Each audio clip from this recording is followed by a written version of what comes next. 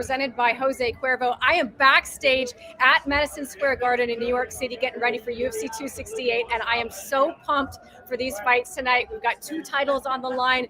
The rest of the card is absolutely jam-packed with fantastic fights, but as always, we got to get the sharpest mind in the game involved here. And of course, I'm talking about Gianni The Greek Corrales. He's going to help us take care of our wallets, win some money tonight. So Gianni, let's dive right into this main event. It's an absolutely fantastic rematch. Kamaru Usman rematching Colby Covington, 2 years in the making. And their first fight was absolutely epic. Dana goes on and on about how that was possibly one of his favorite fights of all time.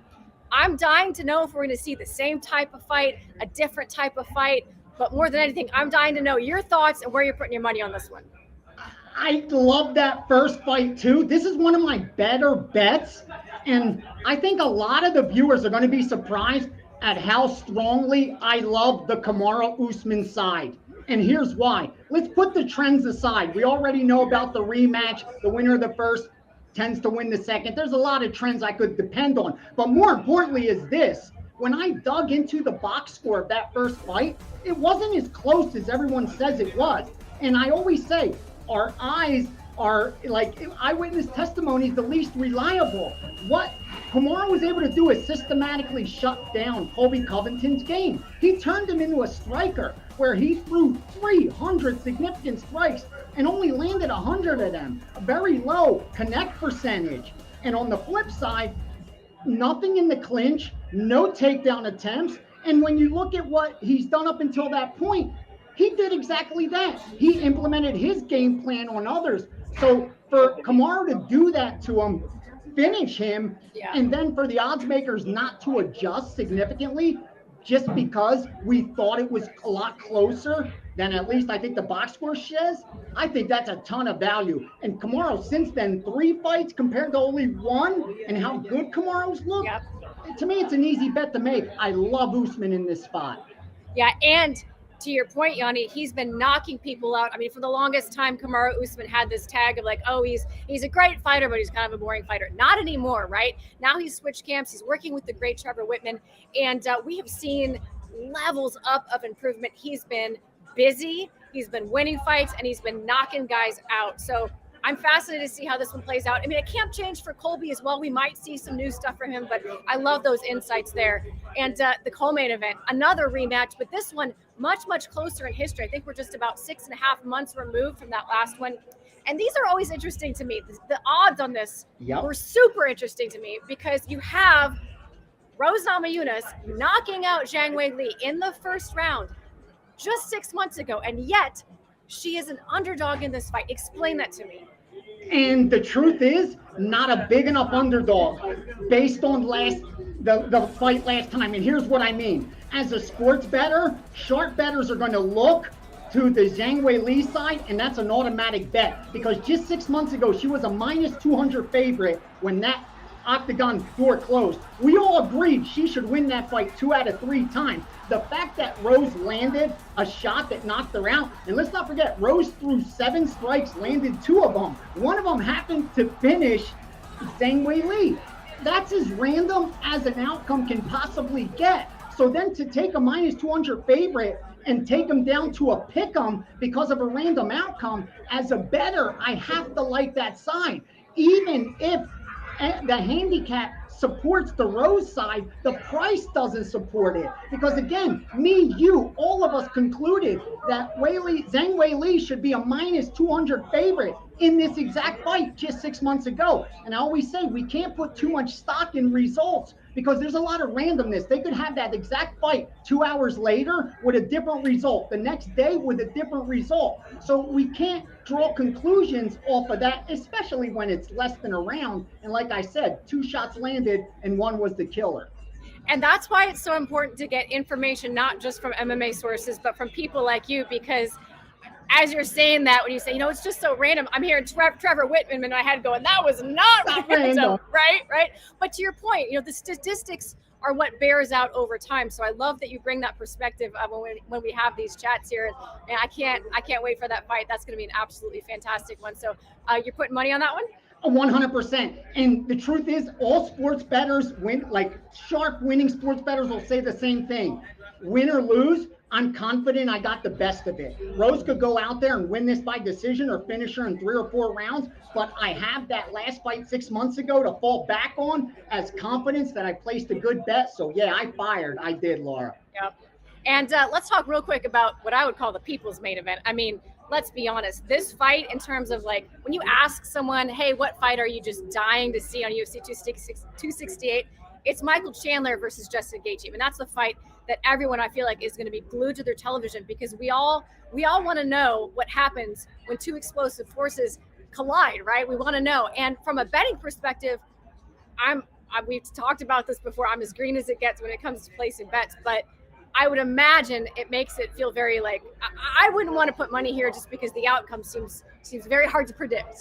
You nailed it. And on the Chandler side, we also have so little data to back up any bet on him. I bet the total. I bet over 1.5 rounds, and I'm on an island by myself because the entire world has bet this one won't go to distance, and they bet the under 1.5 like they already have tomorrow's newspaper. And I'm telling you, be cautious betting that fight like that. I'll be holding my breath for 7.5 minutes if it does go that long. But with all that said, these guys got to be cautious of each other. They're both killers. Yeah. 10 fights in the UFC, all 10 finishes, but 6 of those got into the second round. I will be holding my breath like a swimmer, 7.5 minutes. I can't do it that long. I was going to say, that's pretty impressive. That's what I need. That's what I need. I'm no Michael Phelps, but I'll give it a shot. You're gonna be over there, blue.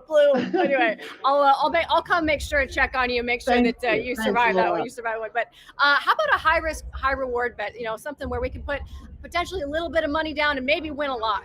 And we're gonna toss in a parlay again, because I have 2 favorites that we're gonna put them together and get an underdog price, and that's Osborne and Bobby Green, and they're almost at a 2-to-1 favorite. And so this is a way to get it a little bit cheaper, and I think these are very one-sided fights. I know all the hype around CJ Vergara, but I think the experience for Osborne, the reach advantage is going to come into play. And for the Bobby Green side, he's going up against Iaquinta, and in New York, you know you're going to pay a premium for that. So we're getting value because of that, coupled with Iaquinta negative strike differential. I like the data on the Green side, and he's got that takedown, that grappling, that wrestling, in case at least he needs to lean on it. I know how dangerous Iaquinta is if it does land on the mat, but I think Bobby Green should be able to get there from start to finish. So that's my parlay for tonight. Gets a little plus 130, 140 on there. I like that. I like that little sprinkle there. I mean, we gotta start trademarking some of this stuff, Gianni. I like it. And I agree with you. I think Bobby Green, he does have fantastic wrestling. It's really underrated because we all, we're drawn to his kickboxing, which is so much fun to watch. And then in terms of Osborne, agree with you. The kid has got hands. He hasn't always come out on the winning side in the UFC, but he does have more experience. CJ Vergara missing weight. I don't know if that plays into, the mentality, the preparation. So I like where you're headed with that one. And for those of us who don't like to be so risky with our money, what's the safest bet that you're seeing out there for this evening? The viewers are going to be like, that guy started drinking very early, and I know he's on the West Coast, so he should be ashamed of himself. Because how could he say Jan Vellante is his safest bet? Because I bet prices. And the bottom line is this: I have a UFC vet with 17 UFC appearances, with a very tough strength of schedule against an opponent who will finally not be undersized against, who we know absorbed over 8 significant strikes per minute. You're going to get in trouble doing that at heavyweight. And to me, that just screams of value. I bet it at about minus 105. It's since gone up to like minus 130, 35. So the market agrees. I may be right. I would bet it even higher. So again, they're thinking I'm nuts because how could Vellante be the safest? But I think the price is just so off based on skill level. And listen, you wouldn't necessarily know it from what we saw in the skills yesterday, but Gian Vellante is an excellent athlete. I think sometimes when we've watched him fight in the UFC, we've always wanted him to do more. This, he has said, is his retirement fight. So I expect him to go out there, put it all out there on the line. And I agree with you. That makes for a very dangerous Gian Vellante. I love that you call him Jan, though, like that you guys have the same spelling. We all call him John. People call you Johnny. It's a whole thing. It's a whole thing.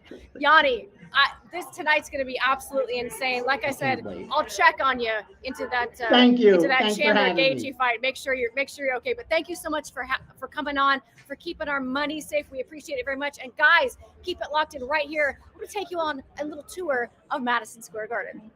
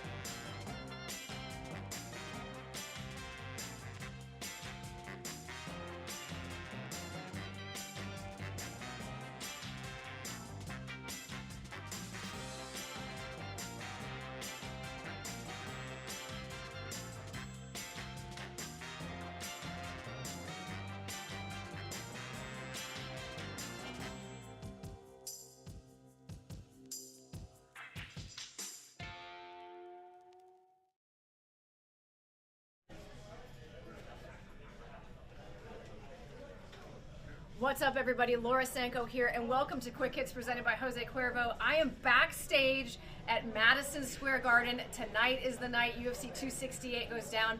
I'm going to give you a little tour of the bowels of the arena, but we're going to start off right here, right where these two people, two of the most important people tonight, Rose Namajunas, Kamaru Usman, will be warming up in this locker room right here. Right now, we've got some fighters earlier on in the card. Osborne in there right now, getting warmed up, getting ready to go out there tonight. So let's just do it. I want to show you around this arena. This is one of the most iconic arenas in all of combat sports, and it's also one of the most confusing places to navigate. So I want to show you what this place is like. But man, do we have an incredible card to look forward to tonight. Of course, as I mentioned before, Kamaru Usman looking for his 6th title defenses. He currently has a 14-fight win streak, second only to the 16-fight win streak of Anderson Silva. So he is definitely chasing more history tonight. But he's taken on Colby Covington, that insane rivalry that they have. I mean, these walkouts, I'm not going to give anything away. These walkouts tonight are going to be epic. Do not miss the walkouts for the main event. And then, of course, earlier than that, Rose Namajunas looking to defend her title against Zhang Wei Li after an amazing upset fight against her just 6 months ago. We'll see if she can get it done again. But I want to take you down the hallway of memories here because, as I said before, this is the most iconic arena. You're fine. This is social media. You just walk on right on. This is Kenny from security. You can go wherever you want to go, Kenny. Love her. So I want to show you this hallway of memories. We've been here before, and some amazing UFC memories have been created here. So let's take a look. Okay, so last time we were at Madison Square Garden, this happened. Of course, Jorge Masvidal taking on Nate Diaz, earning himself the very first and only BMF championship belt. Who better to... Oh, look who's right there.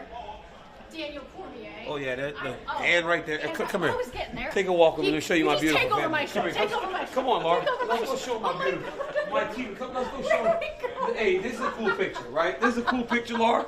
This is cool. But it is cool. It is this cool. is my favorite right here. All Watch right, this. all right. This is my favorite. Don't you dare. I'm feeling that for you. This is my favorite picture. Oh, That's my favorite one right there. That is awesome. That's the That one is I love. awesome. Huh? Look at that. This man's going to be calling the Look fights at him. tonight. Look at that family.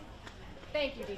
See, hey, have listen. the show. You have As the long show. as long as we're not on the weigh-in show, we're partners. Oh, yeah. It's we're just pretty soon fun. as If we get out. We're competing. We're going to fucking compete. Let's go. Have a good night. Let's go. You have a good night. All right. Okay, we're going to turn around because I want to show you some other stuff. Okay. This is the best behind the scenes we've ever done on Quick Hits because that's real shit right there. All right. Back to. I don't want to miss this. Okay, so last time Rose Namajunas was at Madison Square Garden, she created that magical moment where she knocked out Joanna Jędrzejczyk in the first round, shocked the world. We'll see if she can once again get it done against Weili Zhang tonight. Let's keep on moving down. Of course, we've got Frankie Edgar, the New Yorker. It's been 5 years since he fought at Madison Square Garden. He's taken on Chito Vera tonight. That's going to be a fantastic fight. He's still getting the damn thing done at 40 years old and looking really, really good doing it. Let's keep going here. Your photo. We had to completely reset the show, DC. Start all over. Yes, sure. And then, of course, this man right here has created so many incredible, magical moments in Madison Square Garden, knocking out Eddie Alvarez. The walk.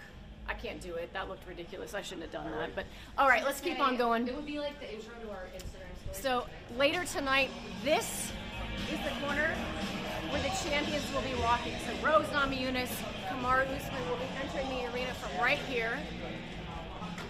Right over here we have medicals where each and every fighter goes. Win, lose, or draw, you go back here, you get checked out, make sure everything is okay after the fights. Let's keep going down here.